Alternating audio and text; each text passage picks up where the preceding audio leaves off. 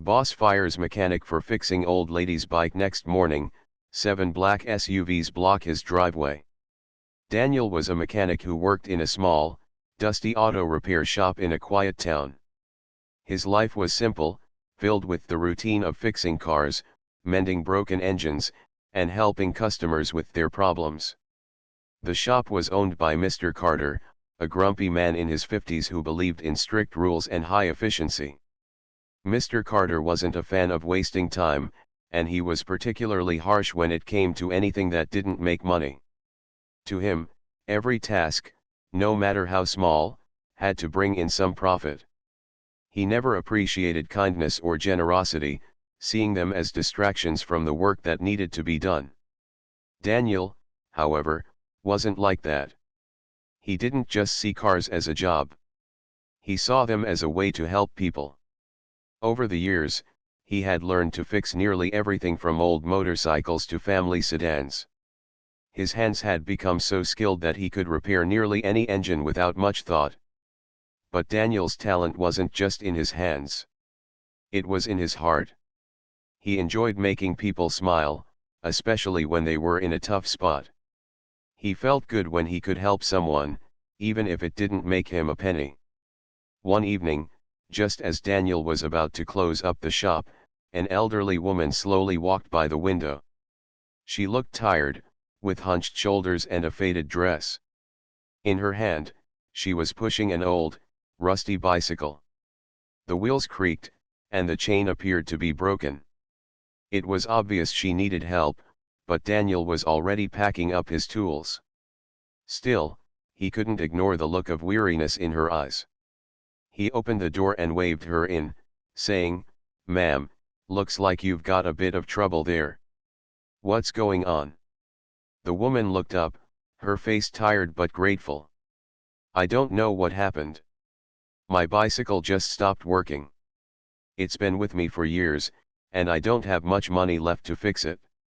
I was hoping to get home before it got dark." Daniel could see the struggle in her face. He knew she didn't have much, and he could tell she wasn't used to asking for help.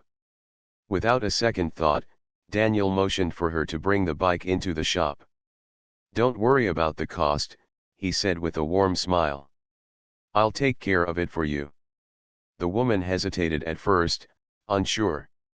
She probably didn't believe someone would fix something for her without charging a dime. But Daniel wasn't asking for anything. He just wanted to help. He rolled up his sleeves and set to work. The chain was snapped, the tires were flat, and the bike had seen better days, but none of that mattered. Daniel had a way of seeing beyond the brokenness. He saw the bicycle as a symbol of this woman's journey, and he wanted to make sure she could continue hers. As he worked, Daniel talked to the woman, asking her about her life and listening to her stories. Her name was Mrs. Louise. She told him how she used to ride the bike everywhere when she was younger, how it brought back memories of her late husband.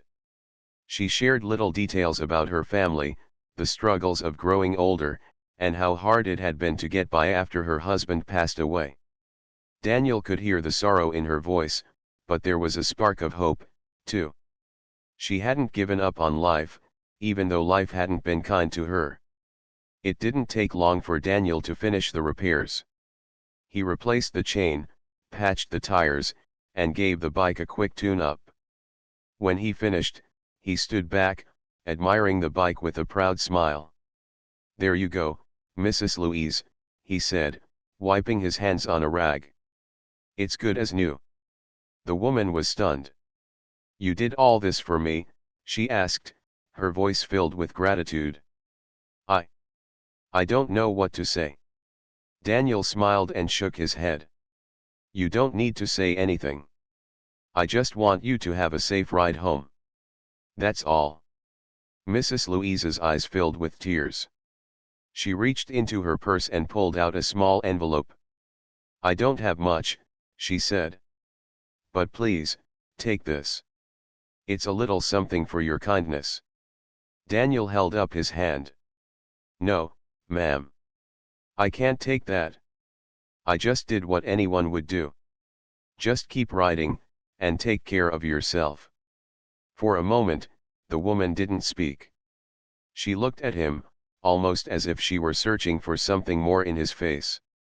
Then, finally, she nodded and whispered, "Thank you, Daniel. You don't know how much this means to me." She turned and slowly walked out of the shop, her bike gliding smoothly along the road. Daniel watched her for a moment, his heart warm with the simple joy of helping someone in need.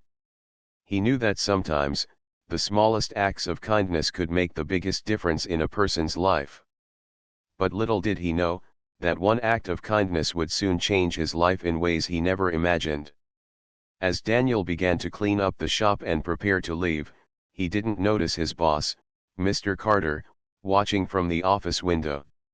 Mr. Carter had seen everything. He had been watching through the cracked blinds the whole time, and when Daniel helped the elderly woman, a scowl crossed his face.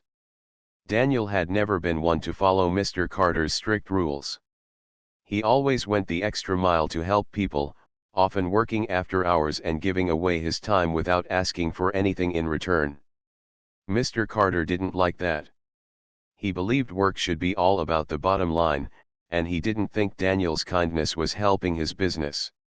In fact, he saw it as a distraction, something that was taking up valuable time and resources. As Daniel was locking up the shop, Mr. Carter stormed out of the office. "Daniel, get in here," he shouted. Daniel's heart sank.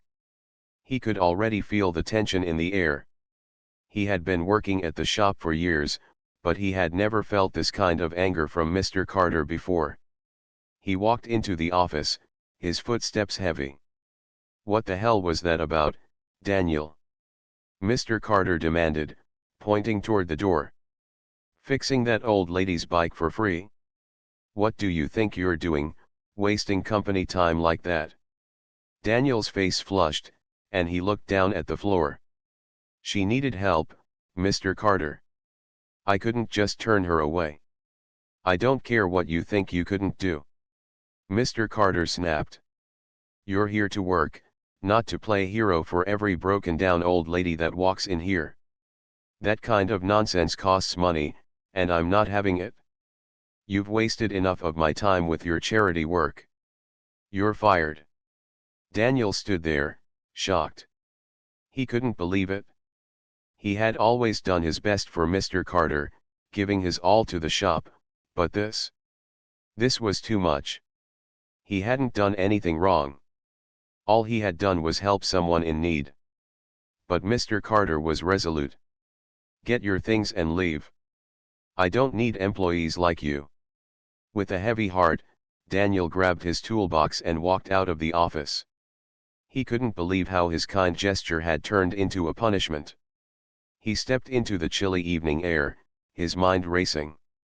But despite everything, he felt a strange sense of peace. He had done the right thing. And he knew that one way or another, things would work out. The morning after Daniel was fired, he woke up early, just as he always did. But today felt different. There was no buzzing of the alarm clock, no rush to get to the shop, no sense of purpose in the work he had grown so familiar with. The weight of the events from the day before hung heavily on him. He couldn't stop thinking about how unfair it all felt. He had always tried to do the right thing, always gone the extra mile to help others, and yet he had been punished for it. Fired for being kind. It didn't make sense. As he sat at the kitchen table, staring at his cup of coffee, he began to wonder what he would do next. His toolbox, usually a symbol of his livelihood, now sat in the corner of the room, a reminder of everything he had lost. He knew he couldn't go back to Mr. Carter's shop, but the thought of searching for another job didn't excite him. Not after what had happened. But then, a thought crossed his mind. What if he didn't have to work for someone else anymore? What if he could start something of his own? He had the skills, the experience, and the drive. He had always dreamed of opening his own garage, but he had always told himself it was too risky. Now, with no job to go back to, he realized that maybe the time had come to take a chance. But even as the thought sparked a flicker of hope in him, another wave of doubt followed. Could he really make it on his own? Could he afford the expenses? Where would he even start? With a sigh, Daniel got up from the table and decided to take a walk. He needed to clear his head. The sun was already rising, casting a warm glow over the town. It was a peaceful morning, the kind of morning where nothing seemed out of the ordinary. The streets were quiet, with only a few people out and about, starting their day. Daniel walked aimlessly, letting his feet carry him wherever they wanted to go. As he walked, his mind kept returning to Mrs. Louise. She had been so grateful for his help, and yet he hadn't expected anything in return. He hadn't even wanted anything in return. He just wanted to make sure she got home safely. But now, in the quiet of the morning, he couldn't help but feel a strange sense of connection to her. Maybe it wasn't just the kindness he had shown that mattered, it was the fact that she had seen him, truly seen him, as someone who cared. Not many people took the time to notice those little acts of kindness, but she had. Suddenly, Daniel's thoughts were interrupted by the sound of a car engine revving. He turned around just in time to see a sleek black SUV slowly turning the corner, heading straight toward him. At first, he thought it was just another car passing by. But then the SUV stopped right in front of him. Daniel froze, unsure of what to do. The tinted windows made it impossible to see who was inside. Before he could make sense of what was happening, the passenger side window rolled down. A man in a black suit looked out at him, his expression serious but not unfriendly. "You Daniel?" the man asked. Daniel took a cautious step forward. "Yeah, that's me. Can I help you?" The man nodded. "We've been looking for you. Mrs. Louise sent us." Daniel's heart skipped a beat.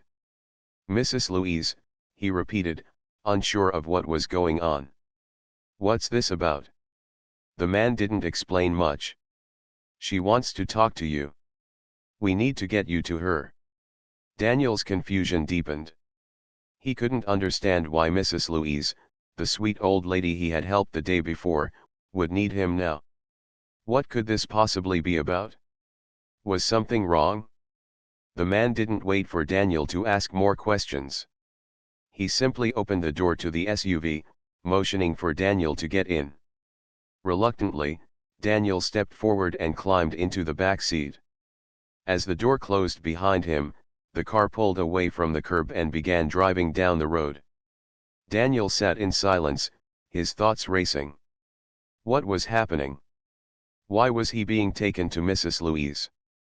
The SUV turned onto a quiet street and headed toward the outskirts of town.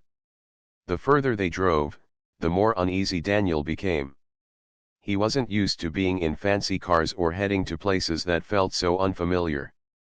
The car eventually stopped in front of a large, gated mansion. It was the kind of house that Daniel had only seen in movies.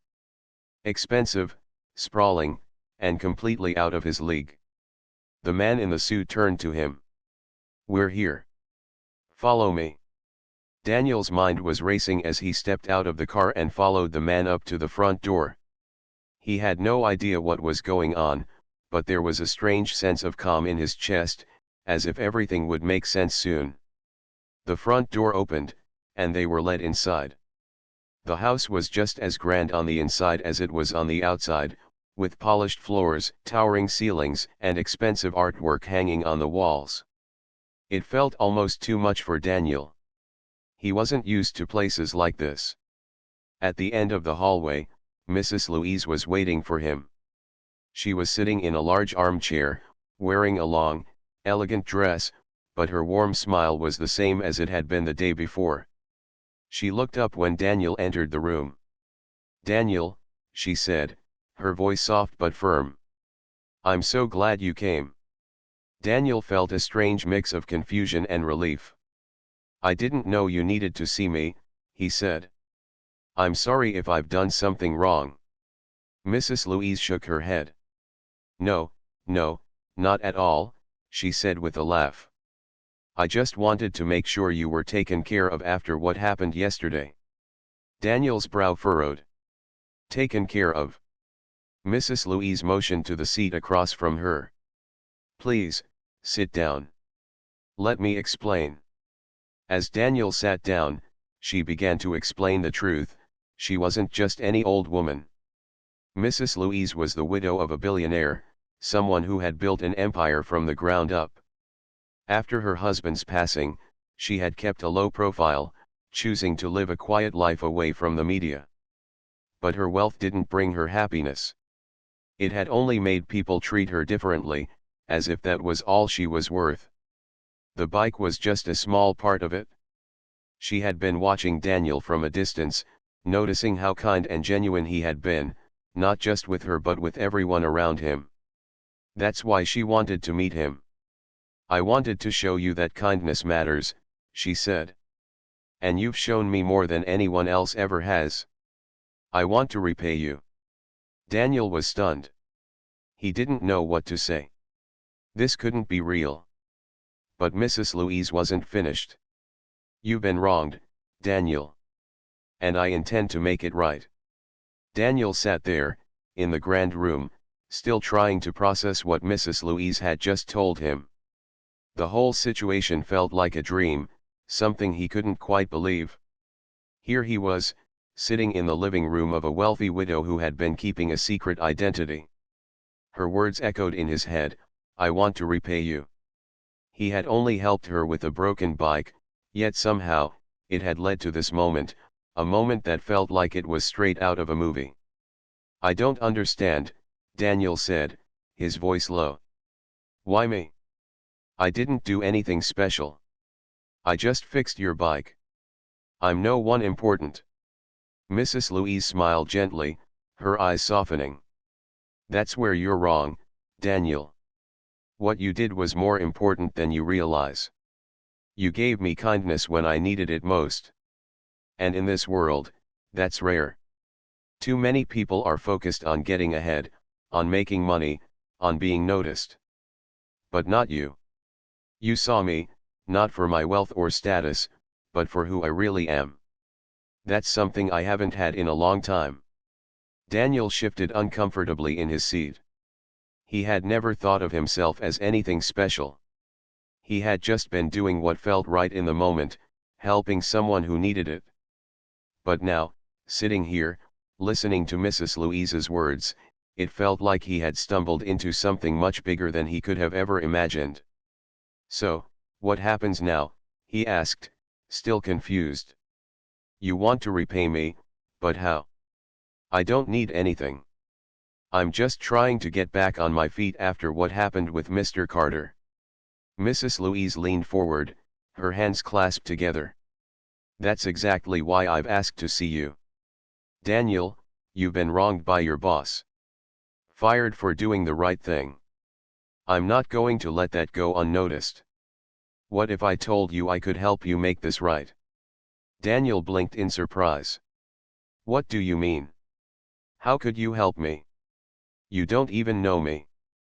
I've been watching you, Daniel, she said, her voice calm and steady.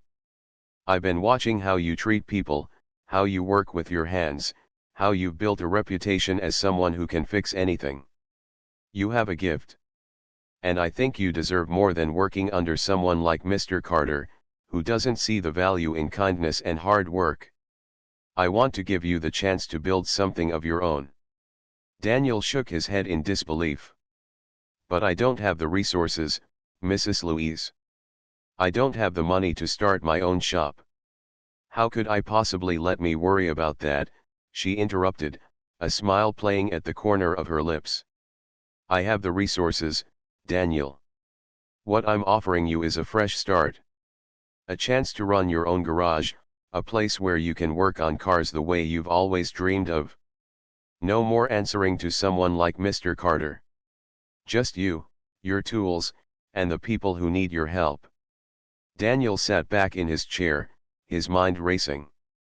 This sounded too good to be true. He had always dreamed of owning his own shop, but he had always assumed it would be just that, a dream. A far-off fantasy that would never come true.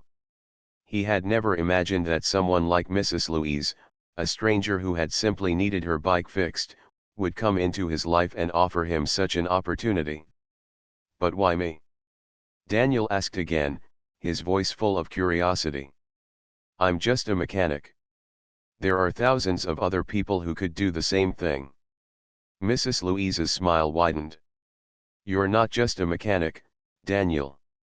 You're someone who knows the value of hard work and compassion. I've seen that in you. You've earned this chance, and I'm going to make sure you have everything you need to succeed. For the first time in a long while, Daniel felt a sense of hope begin to rise inside him. This was the kind of opportunity he had always dreamed of but had never thought was possible. But still, a part of him hesitated. He wasn't sure he could believe it.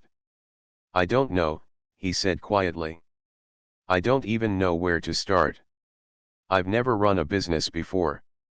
You don't have to do it alone, Mrs. Louise said. I'll be here to help guide you, to make sure you have the resources you need. And if you need advice or support, I'll be there. I believe in you, Daniel.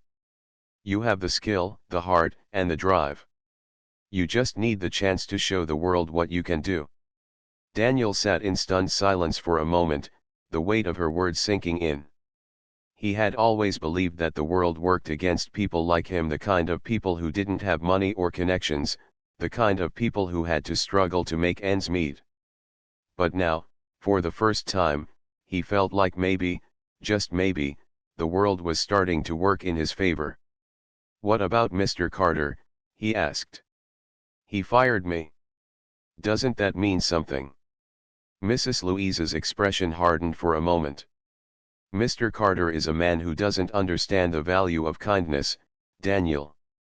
He doesn't appreciate the people who work hard for him, the people who give more than they're asked. That's why he'll never understand the opportunity you have here. And as for him, well, I think he'll soon realize that treating people badly has consequences.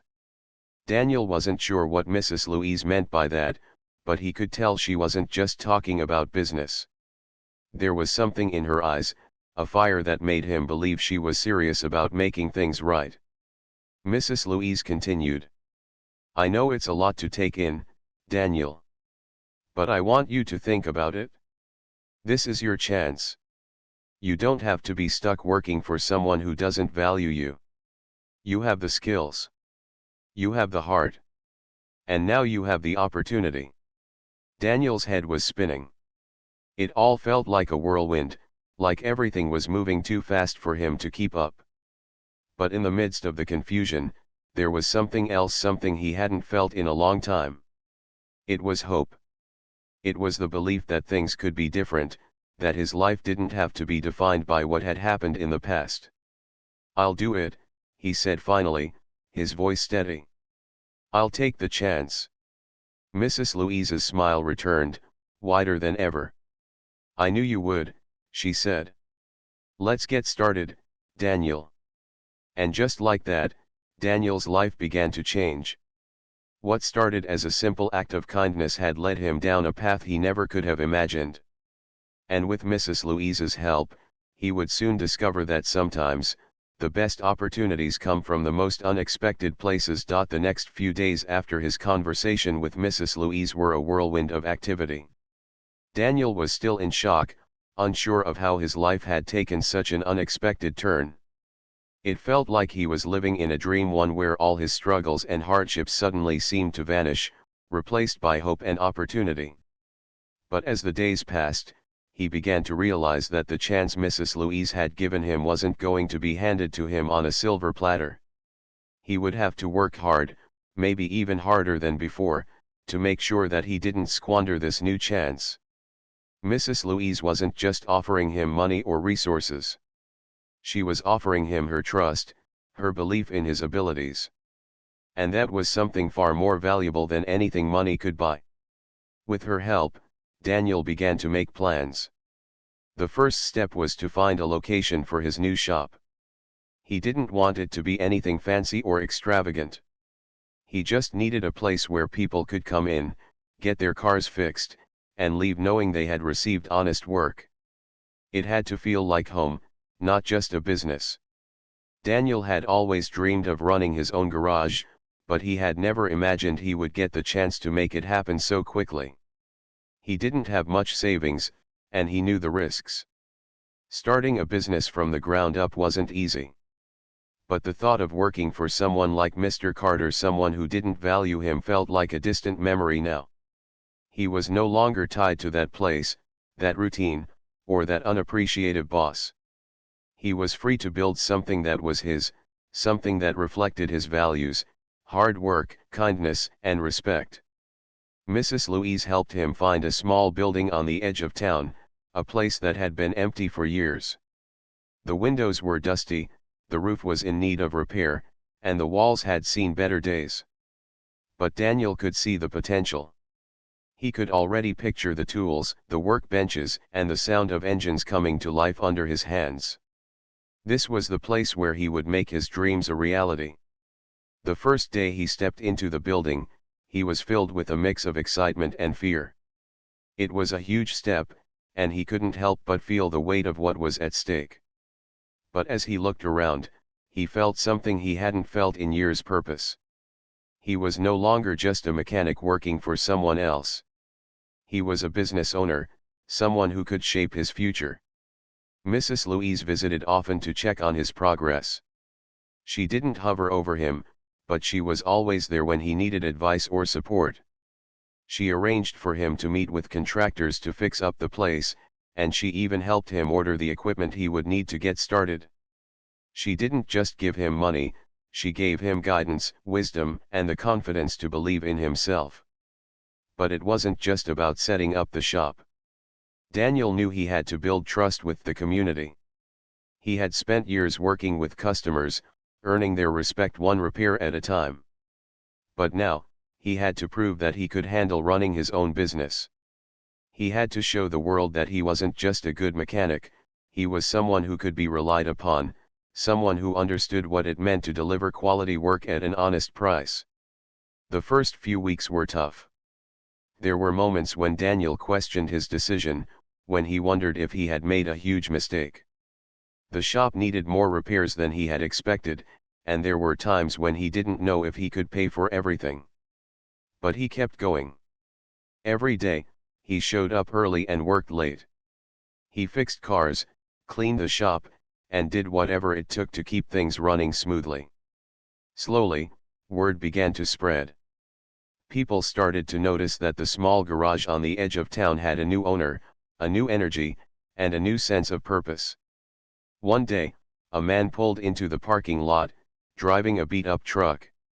He stepped out and looked around, eyeing the shop with suspicion. Daniel stepped forward, wiping his hands on a rag, ready to greet him. "Can I help you?"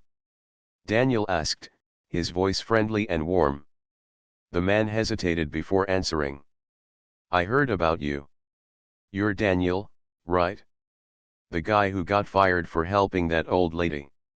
Daniel nodded, unsure where this conversation was headed. "Yeah, that's me. I heard what happened with your boss," the man continued. "And I gotta say, it takes guts to do what you did.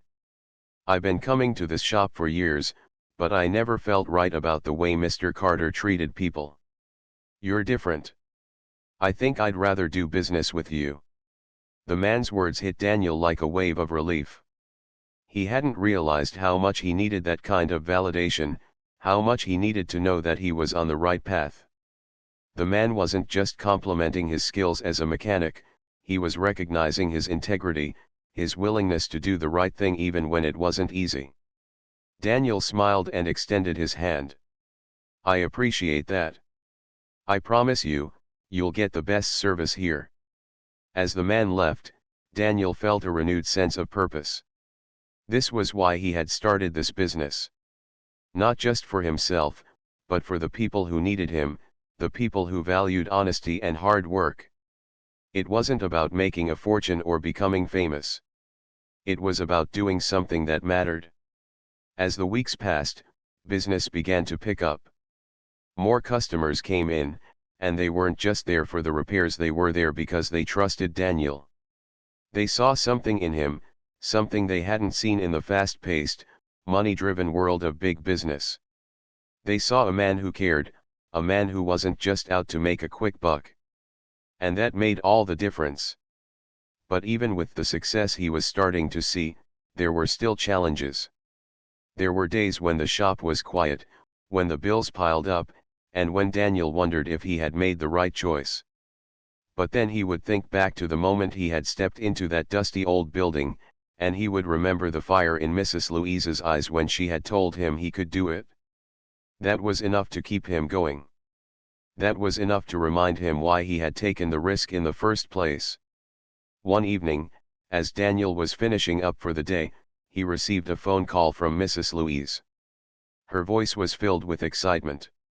"Daniel, I've been thinking," she said. "You're doing great, but I think it's time to take things to the next level. We need to get your name out there more.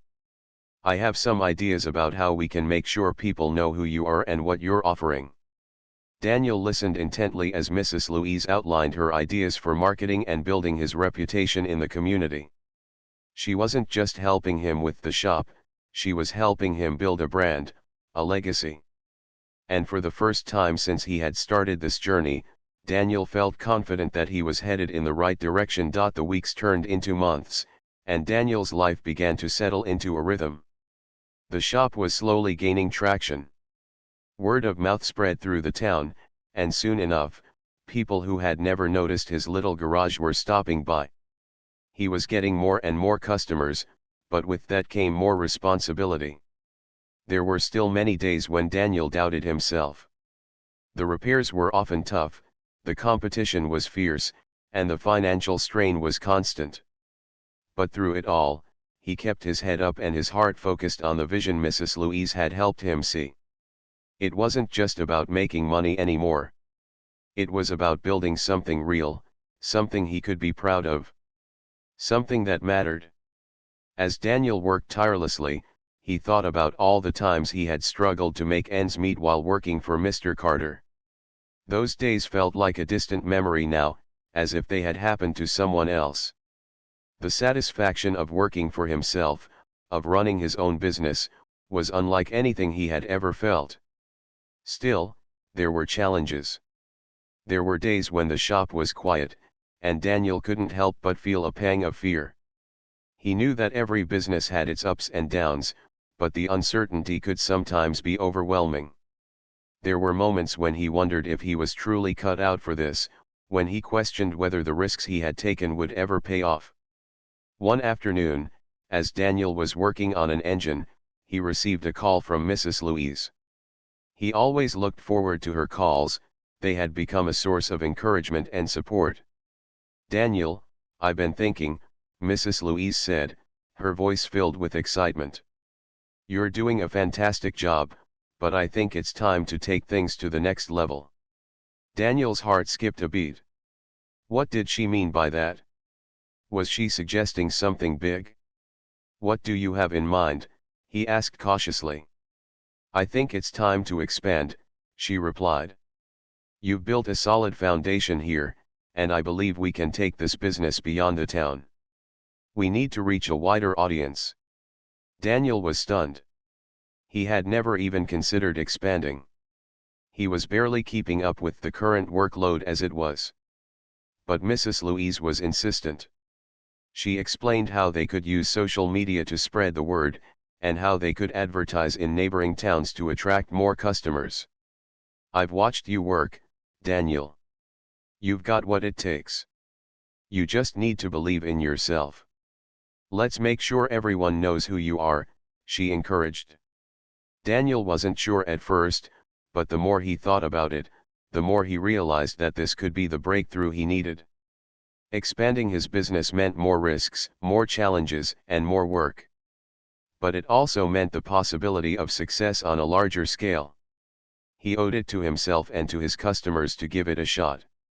Over the next few weeks, Daniel worked on revamping his shop's image. He designed a logo and a brand that reflected his values of trust, quality, and hard work.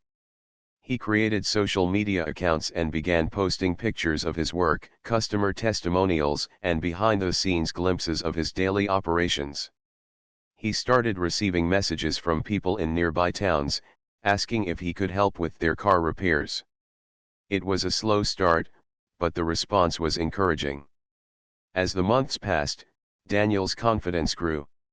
His business was no longer just a small-town garage, it was becoming a name that people recognized. The shop was busier than ever, and he had to hire a few extra hands to help with the workload. But with growth came its own set of problems. Daniel had to manage a team now, handle customer complaints, and make sure everything was running smoothly. He wasn't just a mechanic anymore, he was a boss, and that came with its own set of challenges. But despite the stress, Daniel never lost sight of why he had started this business in the first place. He wanted to help people, just like he had helped Mrs. Louise. Every time a customer came in with a problem, Daniel treated it like his own. He didn't just fix their car, he fixed their problem, and that made all the difference. One day, as Daniel was wrapping up a particularly busy afternoon, a man walked into the shop. He was tall, with sharp features and a confident demeanor. He looked like someone who was used to getting what he wanted.